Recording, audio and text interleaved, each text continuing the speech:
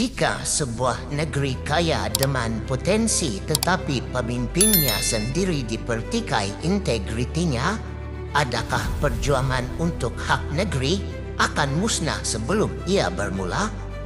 Hari ini kita menyelami satu skandal yang menggugat keyakinan rakyat Sabah apabila nama timbalan Ketua Menteri 1 Sabah, Jeffrey Kitingan, dikaitkan dengan dakwaan penerimaan wang yang besar dalam urusan perlombongan. Jika benar, sejauh manakah Sabah masih boleh memperjuangkan haknya di bawah Perjanjian Malaysia 1963 MA 63? Marilah bersama kita teliti pendedahan ini, fakta yang ada dan persoalan besar yang timbul. Salam sejahtera kepada para sahabat penonton semua. Bertemu kita sekali lagi dalam channel The Screen Media. Kali ini kami bawakan satu berita yang dipetik daripada Malaysia Kini bertajuk Bagaimana Nak Perjuang Hak Sabah Jika Pemimpin Sendiri Tercemar. Selepas pendedahan terbaru video yang mengaitkan timbalan Ketua Menteri 1 Sabah, Jeffrey Kitingan dengan skandal perlombongan, dua pemimpin warisan mempersoalkan bagaimana Gabungan Rakyat Sabah GRS dapat memperjuangkan hak negeri dengan Kerajaan Persekutuan melalui barisan pemimpin yang sudah tercemar. Ini bukan lagi sekadar soal politik, tetapi soal kepercayaan, maruah dan masa depan Sabah. Skandal ini mendedahkan apa yang warisan sudah lama ingatkan, bahawa keadaan dalam GRS sebenarnya bermasalah, kata Naib Presiden Warisan Terence Siambun. Selama 5 tahun, GRS berjanji mempertahankan hak Sabah, tetapi sementara rakyat negeri terus menunggu, skandal demi skandal semakin banyak. Bagaimana Sabah dapat menuntut haknya di bawah MA 63 Perjanjian Malaysia 1963 jika pemimpinnya sendiri tercemar? Tuntutan hasil 40% masih tergantung dan isu hak pelantar benua masih belum selesai. Katanya lagi dalam kenyataan hari ini.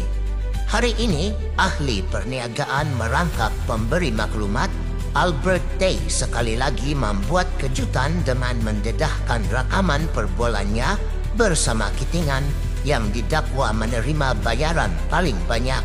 Tay memberitahu Malaysia Kini yang jumlah yang diberikan kepada ahli politik veteran itu yang juga ahli Parlimen Keningau adalah RM1.78 juta, lebih tinggi daripada angka RM1.6 juta yang disebut dalam klip tersebut. Video itu direkam semasa mesyuarat di sebuah restoran makanan laut di Kuala Lumpur pada 13 Oktober 2024 berkisar mengenai pembatalan lesen penerokaan perlombongan. Dalam rakaman itu, Tay memperincikan dakwaan bayaran yang dibuat kepada Presiden Parti Solidariti Tanah Air PU Star itu.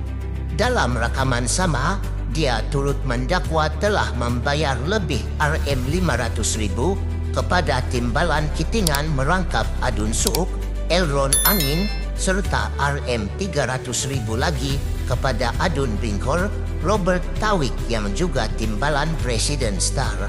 Sepanjang perbualan yang direkam itu, Kitingan tidak mengesahkan atau menafikan transaksi yang disebutkan. Malaysia Kini telah menghubungi Kitingan, pembantunya, Elron Angin dan Tawik untuk mendapatkan respons. Ketiga-tiga pemimpin Star itu sebelum ini menafikan sebarang penglibatan dalam skandal berkenaan. Sementara itu, ahli Majlis Tertinggi Warisan, Mudi Dubing berkata pendedahan terbaru ini menjadi peringatan bahawa gabungan yang rapuh pada akhirnya akan retak dengan rakyat yang akan menanggung akibatnya. Katanya, para pemimpin politik yang terpalit dengan skandal di saat rakyat Sabah masih berdepan dengan kos sara hidup yang meningkat, infrastruktur daif dan masalah kekurangan bekalan air. rakyat Sabah patut mendapat pemimpin yang meletakkan integriti mengatasi kepentingan diri serta sebuah kerajaan yang sentiasa mengutamakan rakyat, katanya lagi. Sebelum ini, Tay telah mendedahkan 9 rekaman mengaitkan beberapa adun dan speaker DUN Sabah, Kadzim Yahya, dengan dakwaan menerima rasuah sebagai pertukaran untuk lesen penerokaan mineral. Dia mendakwa lesen tersebut diberikan sebagai ganjaran kerana menyokong Ketua Menteri Sabah, Haji Jinor, semasa krisis politik yang dirujuk sebagai langkah Kinabalu. Tay dan 2 adun telah dihadapkan ke mahkamah, namun nasib ahli politik lain yang didakwa terlibat masih tidak jelas, dengan sejumlah pihak menuduh pihak berkuasa cuba menyelindung kes tersebut. Semua adun yang terpalit adalah daripada gabungan pemerintah GRS, sekutu PH pimpinan Perdana Menteri Anwar Ibrahim. Para sahabat penonton sekalian, cuba kita fikirkan, apabila kredibiliti pemimpin dipersoalkan di tengah pendedahan skandal, bagaimana kesannya kepada tuntutan hak negeri? Dalam kerangka teori politik, legitimasi pemimpin menjadi elemen utama dalam kuasa moral untuk berunding dengan kerajaan pusat. Jika rakyat negeri sendiri kehilangan kepercayaan, suara negeri dalam perundingan dengan kerajaan persekutuan makin lemah. Selain itu, dari perspektif sejarah perbandingan, kita boleh merujuk kepada kisah negeri-negeri di dunia yang menghadapi cabaran serupa. Misalnya, negeri dalam sistem federal di Brazil, India atau Indonesia, di mana kerosakan moral pemimpin negeri melemahkan kedudukan negeri dalam rundingan dengan pusat. Persoalan akademik yang menarik, sejauh mana isu moral dan integriti pemimpin mempengaruhi gerakan tuntutan hak dalam sistem federasi? Adakah kes seperti ini hanya dianggap sebagai episod politik jangka pendek, ataukah ia sebenarnya mencipta kredit buruk yang sukar dipulihkan bagi negeri tersebut?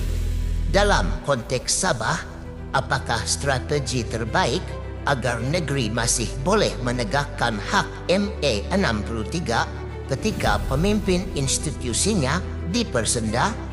Bolehkah gerakan sivil, pengawasan media, dan institusi undang-undang mengambil peranan lebih besar agar tuntutan negeri tidak menjadi mangsa skandal individu?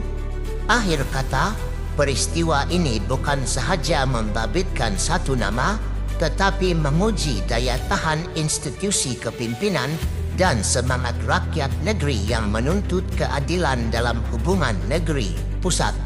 Semoga kita semua tidak hanya menjadi penonton berita, tetapi turut muhasabah dan bertindak sebagai pemerhati kritikal. Di pantai kerang ombak memecah, di dada rakyat harap bertaut. Ketelusan pemimpin dimaafkan segera agar hak Sabah kekal terbina kukuh. Terima kasih kerana menonton. Apa pendapat anda? Adakah dakwaan ini menggugat keupayaan negeri Sabah untuk memperjuangkan haknya? Kongsikan pandangan anda di ruangan komen dan jangan lupa untuk like, share dan subscribe agar kita terus berbincang isu negeri dan negara secara terbuka. Sekian, kita jumpa lagi.